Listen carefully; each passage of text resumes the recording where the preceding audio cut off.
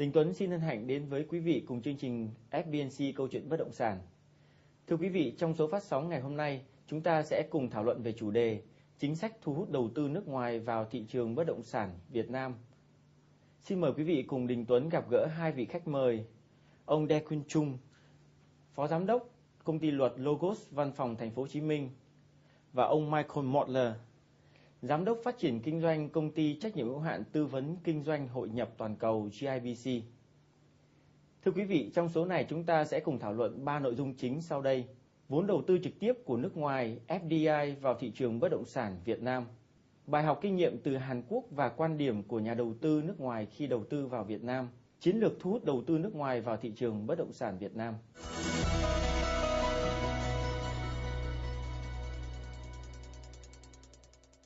Chào mừng quý vị đến với phần 1 của chương trình FBNC Câu chuyện bất động sản.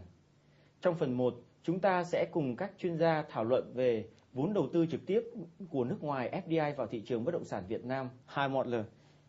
What's the trend of foreign direct investment FDI in Vietnam right now? Well, for the past few years, there's been a steady and sharp downward trend from 2008, when there was an enormous committed capital investment of 23 billion US dollars. In 2011, it fell to less than 1 billion. So what happened was, in 2007 and 2008, there was a rush among property developers, construction companies from various different countries that wanted to come into this market, and they registered projects with the government. But then, very suddenly, there was a change in the situation globally. These companies were in a much less stronger financial position than they had been. And there was also, obviously, changes in the macroeconomic situation in Vietnam. The economy became more unstable, the inflation rate shot up. There were concerns about the economic management of the country. And in particular, there was a sharp downturn in the real estate market. So now the companies that had registered these projects now are looking at a very different situation. Mm-hmm. And as a result, a lot of these projects that were registered have actually not been implemented, or only partially implemented. So that's sort of been the situation.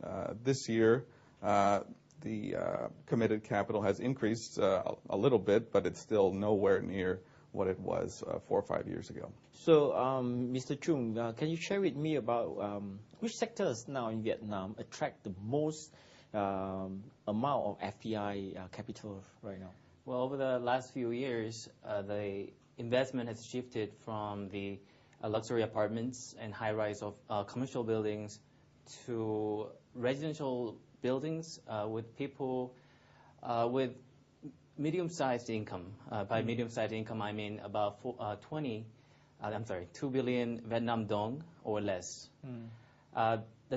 The reason why the trend has been over the last few years is because the investors have found where the real demand is, and the real demand is in the people with a medium-sized income of 2 billion Vietnam dong or less.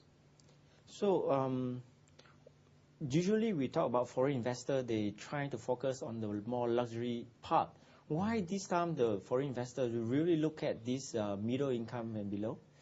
It's really the work of demand and supply. The supply has been too much in Vietnam on luxury apartments and the commercial buildings with particularly the grade A buildings. Because of the huge supply, people could not fill in to those areas, and as the investors mind, they need to get those benefits, need to get those gains soon, but they saw the economy was not doing good, not stable, so they have shifted their investment to where the real demand is. As I have mentioned, that's where other residential areas with the mid-sized income level. So that is the part that attract having a largest demand. For now, yes, in Vietnam. And are they competing with the local developers? And everybody's competing with everybody nowadays. That's what the foreign investors have seen, where the local developers are investing. That's why they're also jumping into that area. And to give you just a simple fact, this year until last month, only 8 foreign investment on real estate area. Only 8, and out of that was a 1.35 billion US dollars was the total capital amounts invested. Out of it, 1.2 billion actually came from Japan alone, one company, and the rest was a small investment. So you can see the foreign investors are a little more conservative, more careful when they invest in Vietnam market. Now they're trying to learn where the real demand is, and looking into, they have learned that the demand is in the residential area with a mid-sized income level. Yeah, Modler. Mr. Chung just described that foreign investors are very interested in Vietnam real estate market, especially at the segment of those apartment price about 2 billion and below. So can you make a further comparison of the FDI capital amount that flowing to Vietnam comparing to those neighboring countries?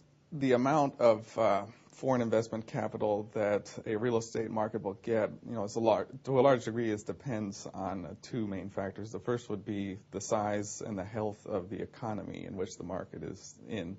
And the second would be the level of transparency and investment security of that market. So in recent years, what we've seen is that Indonesia has been the healthiest economy in Southeast Asia in terms of very strong growth of higher than 6% for the past several years, lower inflation, and there's less concern about financial instability and bad debts in the banking system.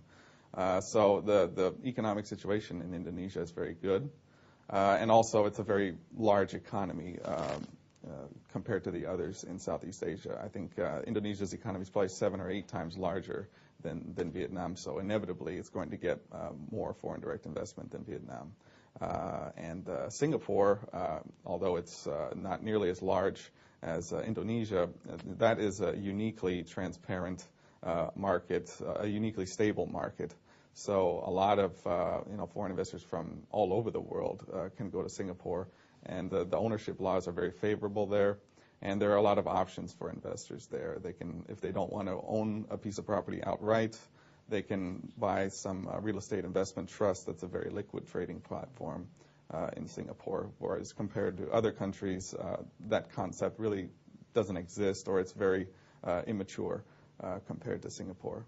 But Vietnam would certainly get more investment into the real estate sector compared with other countries where the economy is even smaller, or much smaller in some cases, like Laos or Cambodia, and where the investment environment is even less transparent and the legal framework is much weaker.